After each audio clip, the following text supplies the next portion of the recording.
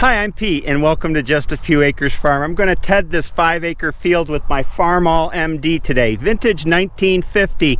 But before I get started, I'm going to do a little walkthrough. For those of you that are new to the channel, I restored this engine last winter, tore it all apart, went through it, spent a lot of money on it, but it runs great now. The back half, transmission and final drives, and the sheet metal, oh, be quiet, cows. I'm going to do those this winter. Having not done the back half of the tractor yet, she leaks a little bit. Old tractors are kind of like babies. They really need diapers. So it leaks out of both the axle seals, the PTO shaft, and the front under here where the transmission shafts come through. And this here is my old Kuhn tedder that spreads the hay out and helps it dry faster. It's a 4-star tedder or 4-basket tedder, which means it's got 4 of these things that spin around. It's got a shaft that goes up to the PTO and that powers the whole thing. It makes them spin. First thing you got to do before you use it is fold it out.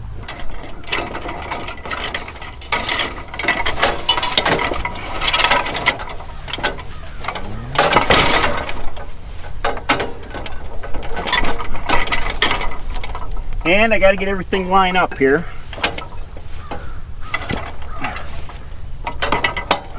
You know, it's old equipment. Whoops, I got to move you.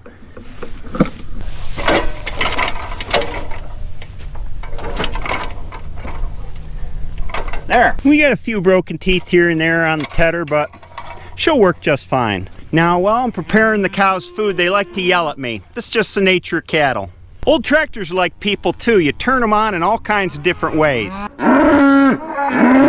Now this tractor is kind of a rare bird because it's got a gasoline engine and a diesel engine all in one. You start it on gasoline, when it warms up you switch it over to diesel. So the first thing you do is you pull on this lever here, which changes it to gasoline mode, and you turn on the gas at this sediment bowl. Pull out the ignition switch, make sure it's in neutral, hit the starter button. Now she's running on gasoline.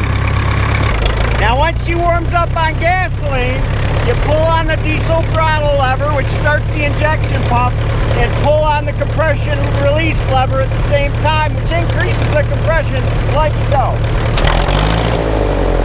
And now we're running on diesel. Hear the difference? Oh yeah, and I forgot something on the tedder. Once you fold it out, you gotta lock the wheels in place, like so. Or else the tedder will run at a diagonal to the tractor, and that's not very much fun. Ask me how I figured that out. Alrighty, here we go. Push the clutch in, and then engage the PTO with this little lever here. Up, give her a test. Good deal. Let's see, 3rd gear. Throttle her up. And away we go.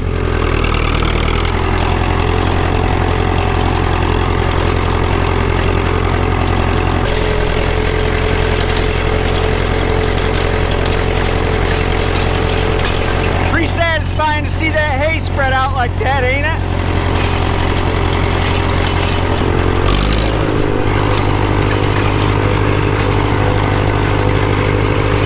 Particular tedder runs 2 rows at a time, so I just drive between the 2 rows and it spreads them both out. Howdy, cows.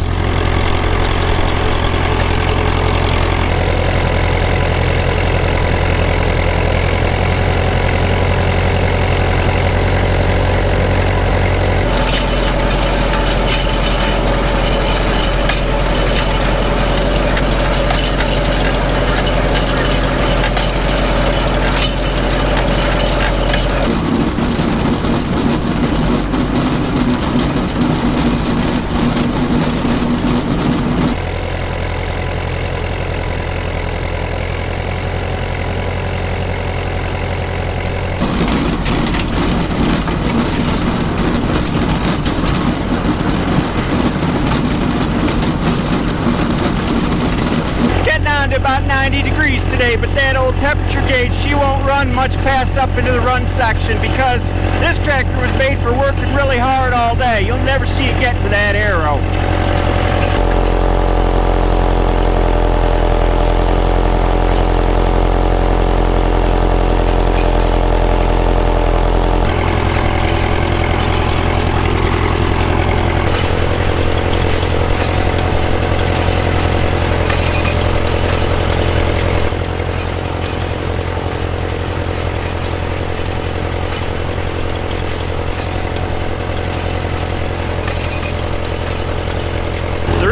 made these tractors this way is because diesel back in the day was about half the price of gasoline. So even though the engine's a lot more complicated, the tractor would pay for itself in about a year with heavy use and decreased fuel costs.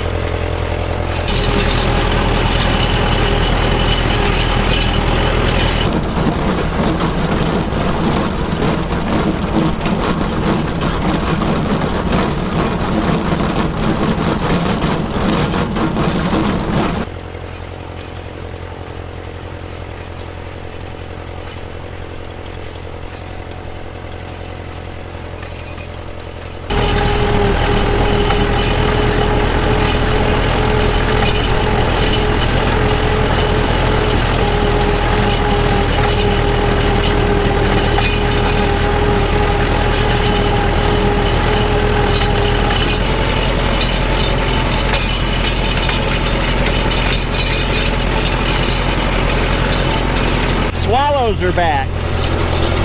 Love watching them. They swoop and dive, turn on a dime.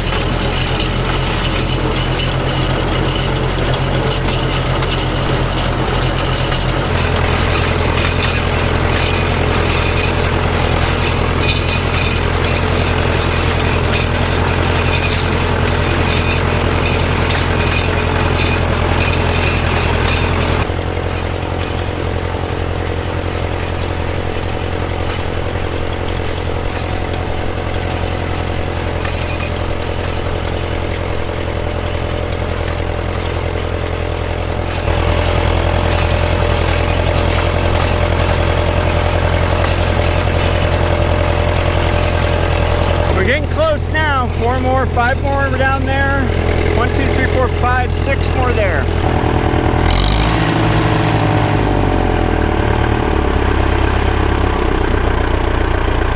I think she runs smoother every time I drive her, but I guess that's the nature of breaking in an engine, right?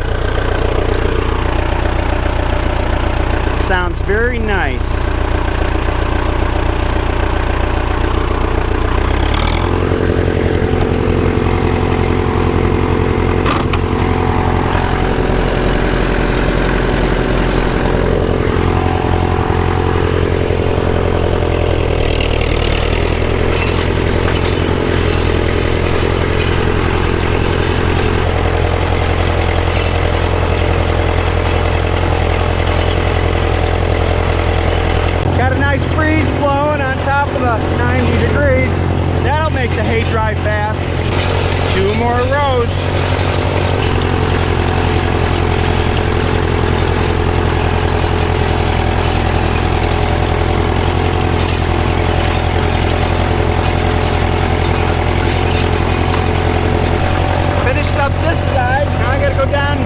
that side.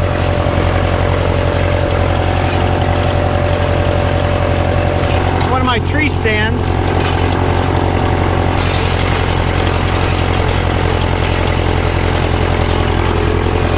Here we go. Last 2 rows.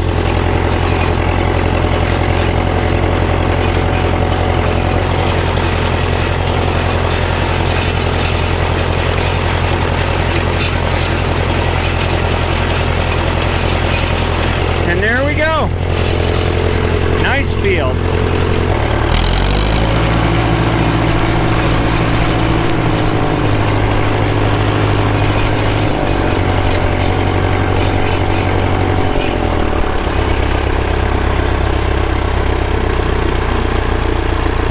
How low can she go? Not that low.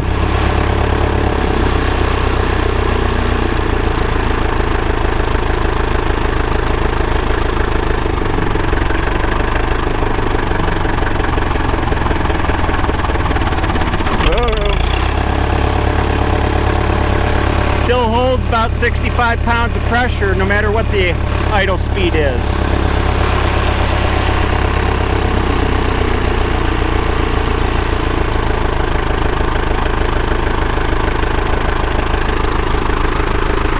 Days like this are what make all the work that I put in on this tractor last winter, all those cold days, they make it all worthwhile. So much more than if I'd just gone out and bought a new tractor.